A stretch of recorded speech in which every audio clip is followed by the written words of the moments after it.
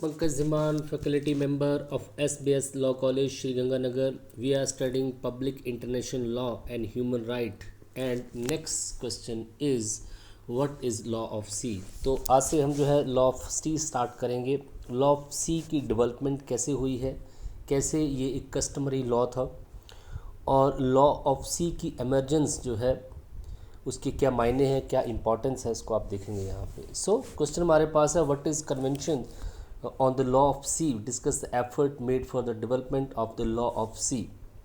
So देखिए, law of सी जो है बहुत ही इम्पॉर्टेंट इंटरनेशनल लॉ है, जो बेसिकली ये एक कस्टमरी लॉ है. You know very well, starting से ही जो हमारा बेस जो ट्रेड रूट जो रहे हैं वो सी ही रहा है. समुद्र के रास्ते से ही हमारा जो है सारा ट्रेड होता है, व्यापार होता है, और आज भी इसकी इम्पोर्टेंस कम नहीं हुई है. स्टिल जो कंट्री टू कंट्री जो भी ट्रेड एक्टिविटीज़ होती हैं, जो भी बिज़नेस होता है, जो भी ट्रांसपोर्टेशंस होती हैं, वो सारी जो है सी के थ्रू ही होती हैं. सो लॉ ऑफ सी पहले भी था, कस्टमरी लॉ था. इसको स्टेट जो थी एज अ कस्टम इसको यूज़ करती थी, लेकिन अकॉर्डिंग टू द टाइम जो है अब क्योंकि बहुत ज़्यादा इनोवेशन आ चुकी है, बड़े सारे मिनरल्स जो हैं सीज़ में पाए जाते हैं, फिशिंग की जाती है, बड़ी सारी साइंटिफिक रिसर्च की जाती है, तो हर एक स्टेट जो है सी पे जो है अपने राइट्स को जो ज़्यादा जो है वहाँ पे मांगती है. हर जो है स्टेट जो है सी का कंट्रोल अपने पास चाहती है. सो इससे रिलेटेड बड़े सारे डिस्प्यूट भी वहाँ पे क्रिएट होने लगे. तो लॉ ऑफ सी से रिलेटेड यहाँ पे बड़ी सारी कन्वेंशन स्टार्ट हुई, और फाइनली हमारे पास 82 का यूनाइटेड नेशन कन्वेंशन है, जिसके बेसिस पे लॉ ऑफ सी जो है सारा बना है. सो एक बहुत ही इंपॉर्टेंट जो लॉ है जिसको हम यहाँ पे डिस्कस करेंगे. सो फर्स्ट क्वेश्चन हमारे पास, लॉ ऑफ सी से रिलेटेड जो भी कन्वेंशंस हुई हैं उनको हम यहाँ पे स्टडी करेंगे. लॉ ऑफ सी की डेवलपमेंट कैसे हुई है, उसका सारा जो आज तक की जो हिस्ट्री है उसको हम पढ़ेंगे, और कैसे जो है आज एक सेटल्ड लॉ जो बन चुका है इसको हम यहाँ पे स्टडी करेंगे. तो फर्स्ट क्वेश्चन हमारे पास है, what is conventions of the law of sea, discuss effort made by the development of the law of sea. The emergence of law of sea in the rise of the new states and international result of the law of revolutionary changes. तो देखिए, law of सी की emergence जो है, जिस तरीके से नई नई स्टेट्स बनी हैं, बड़ी सारी स्टेट्स अब नई स्टेट्स बनी हैं, बड़ी सारी स्टेट्स को इंडिपेंडेंस मिली है, उसकी वजह से जो है लॉ ऑफ सी की भी एमरजेंस हुई है. इसमें भी डेवलपमेंट काफ़ी हुई है. It's development considered at the time of Grotius. इसकी डेवलपमेंट जो है तो ग्रोटिस के टाइम से चले रहे हो. ग्रोटिस के बारे में शायद आपने सुना होगा, इंटरनेशनल लॉ का उसको फादर माना जाता है. International law basically law of sea से रिलेटेड काफ़ी ज़्यादा बुक्स भी लिखी हैं उन्होंने, और काफ़ी सिद्धांत जो है उन्होंने प्रिंसिपल जो है लॉ ऑफ सी के रिगार्डिंग दिए हैं. तो लॉ ऑफ सी के जो फादर जो है उसको ग्रोटिस को ही माना जाता है. Compliance with the law of the sea for the long time as the customary rule of the international law. तो बड़ा टाइम तक जो है लॉ ऑफ सी जो है हम एज अ कस्टमरी रूल जो है इंटरनेशनल लॉ में इसको फॉलो करते आ रहे हैं. Till now the whole ocean was considered to be divided into the following 3 parts. तो अभी तक जो था, जिस कस्टमरी लॉ जिसको हम फॉलो कर रहे थे, तो हमने जो है पूरे समुंदर को जो पूरे सी को 3 पार्ट में डिवाइड कर रखा था, territorial sea, contiguous zone and high C.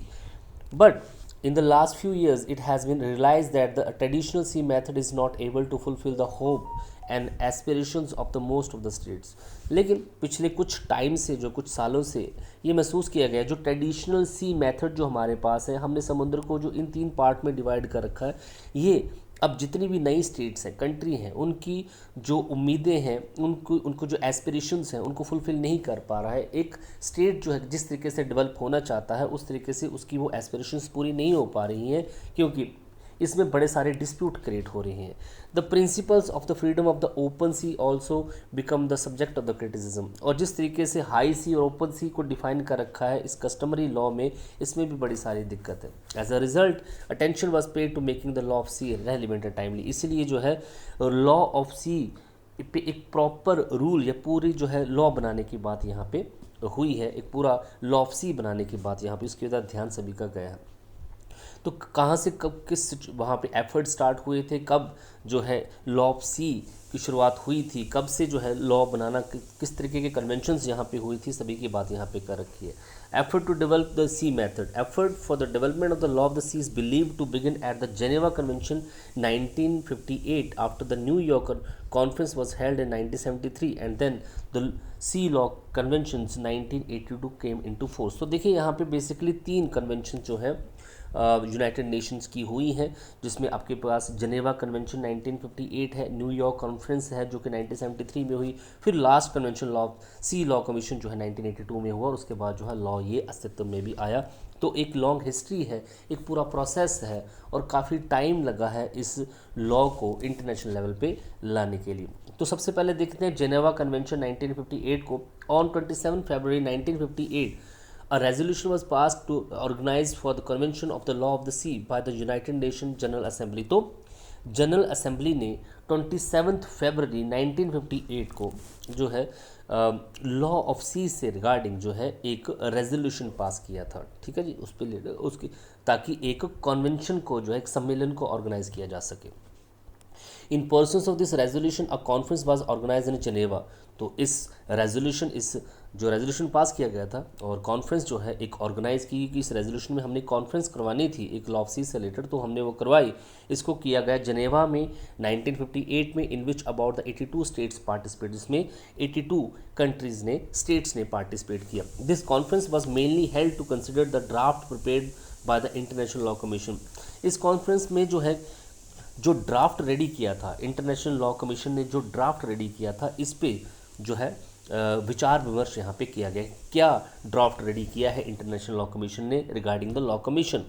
In this conference the following 4 convention related to the law of sea is adopted. तो 4 तरीके के यहाँ पे लॉ ऑफ सी जो है कन्वेंशन जो है यहाँ पे अडॉप्ट की गई थी, जिसमें से आपके पास है Geneva convention on the maritime belt and lateral belt 1958, जिसमें हमने मैरीटाइम बेल्ट जो हमारे पास टेरिटोरियल सी से रिलेटेड होता है उससे रिलेटेड एक कन्वेंशन को अडॉप्ट किया। Geneva convention on the open sea 1958, Geneva convention on the conservation of the fish and living matter 1958 and Geneva convention on the continental sea level 1958। तो ये अलग अलग समुद्री रेखाएं होती हैं जिनको हम डिस्कस करेंगे। इन सभी पे जो है हमने कन्वेंशंस को अडॉप्ट कर लिया था 1958 में, जो जेनेवा कन्वेंशन यहाँ पे हुई थी। An important topic in this conference was left to do so is a determination of the width of the territory। लेकिन एक बहुत ही important काम जो है इस कन्वेंशन में रह गया कि विड्थ कितनी होगी, एक स्टेट के पास एक्चुअल में कितना टेरिटोरियल सी होगा, कितनी उसकी बाउंड्री होगी। कोस्टल लाइन से जो बेस लाइन है जहाँ से समुद्र स्टार्ट होता है किसी स्टेट का, कंट्री का, कहाँ तक जो है एक्चुअल में ये टेरिटोरियल जो है सी होगा, कहाँ तक उस स्टेट का जो है आधिपत्य होगा, सवर्निटी होगी, ये सारी चीज़ें डिफाइन नहीं की गई। Because all the states have conference was called Geneva in 1960 but it was not successful. तो अब यहाँ पे क्या हुआ, ये चीज़ें डिस्कस नहीं हुई। तो time change rapidly after the above conventions.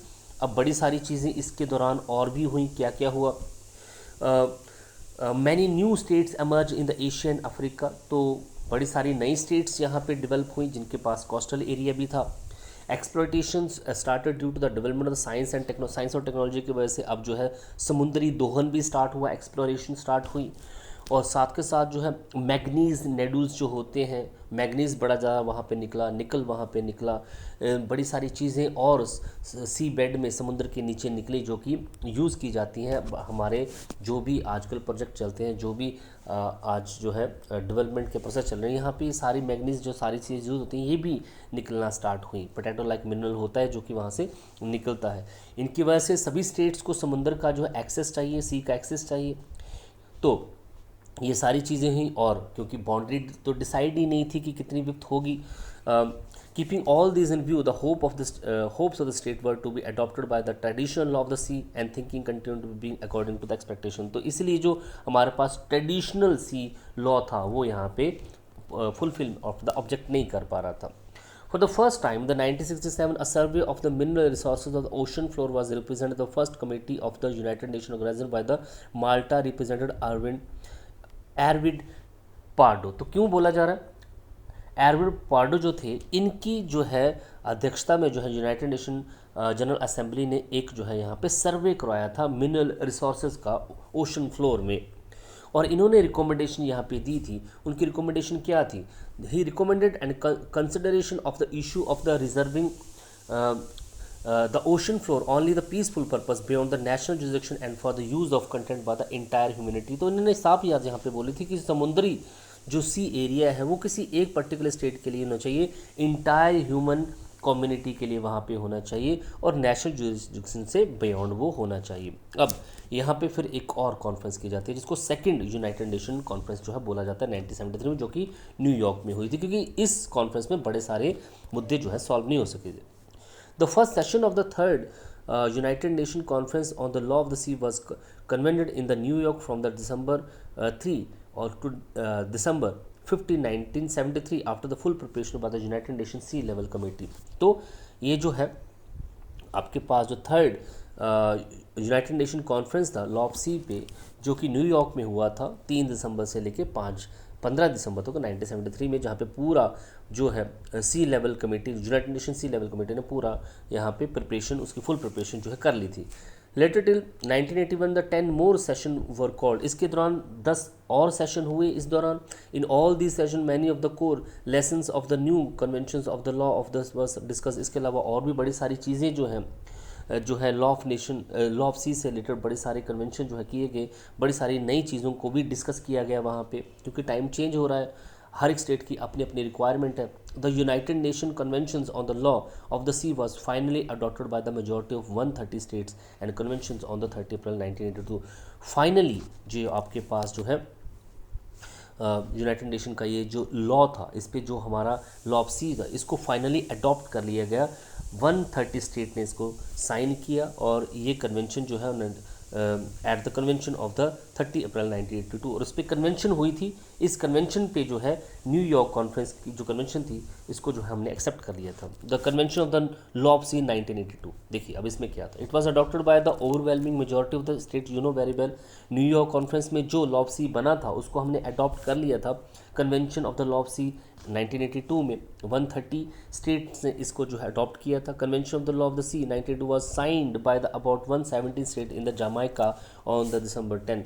और इस लॉ ऑफ सी को 1982 को 117 स्टेट्स ने जमाइका के अंदर, जो कि साउथ अमेरिका का एक द्वीप है, तो वहाँ पे जो है इसको साइन कर लिया गया था 10 दिसंबर को 1982 को। Over the time the number of the signatory states increase, और धीरे धीरे जो है और भी बड़ी सारी स्टेट्स ने उसको साइन किया और इसका नंबर जो है 159 जो है हो गया। Of these 155 signatory state were member of the United Nation and remaining 4 state were the Cook Island. तो देखिए इसमें से 155 सिग्नेटरी स्टेट जो थी ये सारी क्या थी, ये यूनाइटेड नेशन की वैसे भी ये सारी मेंबर्स कंट्री वहाँ पे थी जिन्होंने इसको साइन कर दिया था, और 4 यहाँ पे आइलैंड थे जिनके बारे में यहाँ पे बात कर रखी है। ये 4 देश कौन थे यहाँ पे लिख रखा है। कुक आइलैंड है, यूरोपियन इकोनॉमिक कम्युनिटी है, नमीबिया है और न्यू है। ये 4 हमारे पास आइलैंड थे, और बाकी हमारे पास 159 में से 155 सिग्नेटरी स्टेट जो ये इटसेल्फ यूनाइटेड स्टेट की मेंबर्स थी। अब इसमें ये जो लॉ ऑफ सी का पूरा जो लॉ बना है, इस जो कन्वेंशन हुआ है, इसमें कितने पार्ट है, कितने चैप्टर हैं? 17 पार्ट्स हैं इस पूरे के, 9 अपेंडिक्स हैं और 320 आर्टिकल्स हैं। तो काफ़ी बड़ा जो ये लॉ ऑफ सी हमारे पास है। It is considered a huge amount of the sea law. It provides rules for the all part and aspect the all ocean. ये जो है लॉ से रिलेटेड हर एक डॉक्यूमेंट हर एक लॉ की बात करता है, हर एक रूल हर एक एस्पेक्ट ऑफ ओशन की बात करता है। In other word it can be said that it contain the every aspect of the ocean method. तो समुद्री कानून से रिलेटेड हर एक एस्पेक्ट की बात ये करता है। आर्टिकल 308 जो है इस कन्वेंशन का क्लियरली मेंशन करता है कि जब तक जो है 60 स्टेट्स की रेटिफिकेशन पुष्टि यहाँ पे नहीं हो जाएगी, ये एक्ट, ये कन्वेंशन जो है इनफोर्स नहीं होगा। ठीक है जी, ये याद रखिएगा बात कि 308 इस कन्वेंशन में कितने आर्टिकल थे? 320 आर्टिकल थे, और इस आर्टिकल में साफ लिख दिया गया था कि ये जो हमने जो लॉ ये बनाया है इस कन्वेंशन के बेसिस पे, ये जो कन्वेंशन जो हमने बनाई है ये तब तक कम इनटू फोर्स नहीं होगा, तब तक ये लागू नहीं होगा जब तक 60 स्टेट जो है इसकी रेटिफिकेशन न कर दे 12 महीने के अंदर, after the 12 month, after the convention of the 12 month, 1 साल, कन्वेंशन के 1 साल के बाद। On coming into the force of the convention, permanent institution, international authorities up to the sea of the international court related to the law of sea will be established. और यहाँ पे ये भी बोला गया कि जैसे ही 60 स्टेट जो है इसको रेक्टिफाई कर देंगी, समुद्री लॉ से रिलेटेड जो है परमानेंट इंस्टीट्यूशन बना दिए जाएंगे, इंटरनेशनल अथॉरिटी भी बना ली जाएंगी, इंटरनेशनल कोर्ट भी यहाँ पे इस्टेब्लिश कर ली जाएगी. For this preparatory commission was constituted. Several sessions were convened in Jamaica. The first state to ratify the convention was Jamaica. तो पहली स्टेट कौन थी जिसने इसको रेक्टिफाई किया था? जमाइका थी, क्योंकि 60 करनी है, और Haryana is the consider to the 16 nation, और ये 60वां देश था जिसने इसको कन्वेंशन को रेक्टिफाई कर दिया था after the signature. So far many states have been part of the convention, और धीरे धीरे जो है सभी इसकी पुष्टि कर दिए गए. तो this convention enter the force, क्योंकि इतना टाइम इसलिए लगा कि 1982 और आपके पास 1994 का जो टाइम है, इसके बीच में जो टाइम है, क्योंकि 60 स्टेट्स ने इसको रेक्टिफाई नहीं किया था. तो 1982 को जमाइका ने इसको जो है रेक्टिफाई कर दिया, और 60वीं स्टेट जो जहाँ पे थी वो थी हरियाणा, जो कि 1994 में, और उसी दिन ये जो है इन्फोर्स हो गया. So for many states have been part of the convention. The European forum is also one of them. European forum भी है. This convention law of the sea is the considered an important achievement, और ये एक important achievement जो है law of सी के regarding मानी जाती है. An arrangement was made in the 1994 for the implementation of part 11 of the convention of the law of sea. तो पार्ट 11 जो है कन्वेंशन का, क्योंकि यू नो वेरी वेल कितने पार्ट हैं आपके पास, 17 पार्ट है, उसमें जो 11वां पार्ट है उसकी बात यहाँ पे कर रहे हैं कि 1994 में implementation of part 11 of the convention of the law of sea. 1982 in July 90 the formal consultation began on the initiative of the UN Secretary General Javier Perez de Cuellar to ensure the universal participation of the convention. तो सभी जो है इस convention को माने, इसके लिए जो है यहाँ पे एक इनिशिएटिव स्टार्ट किया गया. दिस डिस्कशन लास्टेड टिल 1994, ये 1994 तक चला. Around 15 meetings were held during the period. The last meeting lasted from the 31st May to 9 June 1994. An agreement was made in this, which was adopted by the General Assembly on the 28th July 1995 by passing a resolution. This agreement came into force on 28th July 1996. So far as agreement has been ratified by the many states. तो part 11 को implement करने के लिए, जिसमें सारा जो है आपके पास लॉ सी उसकी जो विप्त होगी, कितना एरिया होगा, उसकी बात कर रखी है, इसको भी फाइनली जो है 1996 को जो है एग्रीमेंट के थ्रू जो है इन्फोर्स कर लिया गया था. This agreement was related to the implementation of provision of the deep sea bottom mining. ये जो आपका एग्रीमेंट है पार्ट 11 जो बात कर रहा है वो किससे रिलेटेड है? डीप सी बॉटम माइनिंग से related. Its main object of this agreement was to enable the provision of the sea level mining to be accepted by the all the state. Sea level पे जो भी mining होती है उस पर सभी state जो है एक्सेप्ट कर लें, इससे रिलेटेड जो कानून को सभी मान लें, इससे रिलेटेड जो है सारी चीज़ें आप यहाँ पे पढ़ रहे हैं. देखिए, as the document of the implementation the provision of the agreement part of the convention आपने पढ़ा, it is applicable in the form of the single document in case of inconsistency. अगर कोई inconsistency होती है एग्रीमेंट से related तो presidents बड़े सारे हैं, उनका यूज़ वहाँ पे किया जाएगा, जो कि नेक्स्चर में दे रखे हैं. तो this agreement mainly consider the subject, जो पार्ट 11 से रिलेटेड जो भी कन्वेंशन जो एक्सेप्ट की गई 1996 में, इसमें कौन कौन से सब्जेक्ट मैटर थे कि cost of the state party, कितना बेस लाइन कहाँ से होगी, इंस्टीट्यूशन अरेंजमेंट क्या होगी, एंटरप्राइजेस पॉलिसी मेकिंग कैसी होगी, रिव्यू कॉन्फ्रेंस कैसे होंगे, transfer of technology, product policy, economic cooperation, financial terms, environment, इन सभी की बात जो है इस पार्ट 11 में कर रखी है, जिसको जो है यूनाइटेड नेशन चाहता है कि हर एक स्टेट जो है इसको इम्प्लीमेंट करे. तो ये आपके पास लॉ है. इससे रिलेटेड लॉ ऑफ सी से रिलेटेड जो भी हिस्टोरिकल डेवलपमेंट हुई है, जिसको आपने यहाँ पे पढ़ा, जो कि जिनेवा कन्वेंशन से स्टार्ट होके न्यूयॉर्क कन्वेंशन से कॉन्फ्रेंस से रिलेटेड, और फिर 1982 का फाइनल जो आपके पास कन्वेंशंस है, उसके बेसिस पे जो भी आज जो हमारे पास लॉ है ये आपने सारा यहाँ पे पढ़ा. और आज हमारे पास जो है एक लॉ ऑफ सी जो है एक सेटल्ड लॉ आपके पास है. Thank you so much.